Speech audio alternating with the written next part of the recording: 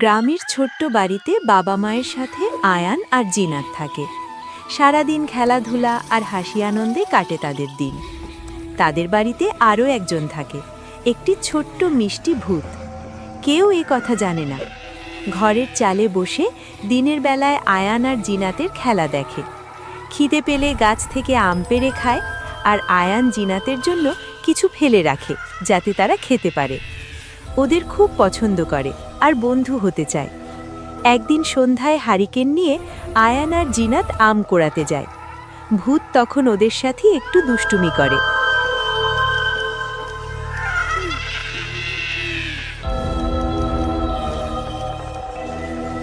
আমার গাছের আম কে নেয় রে?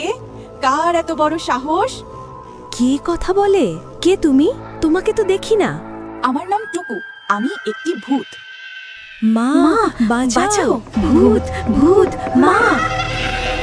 তোমরা চিৎকার করো না, আমি ভয় পাই। আমি ভালো ভূত, তোমাদের কোনো ক্ষতি করব না।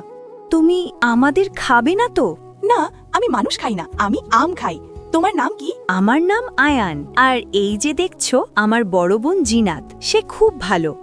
তুমি কি আমাদের এই গাছেই থাকো? তোমার বাবা মা কোথায়? তোমার একা একা ভয় করে না? ভয় করে না, কিন্তু আমার কোনো বন্ধু নেই তো খুব খারাপ লাগে। তোমরা কি আমার বন্ধু হবে? তাহলে ঠিক আছে, আজ থেকে আমরা বন্ধু।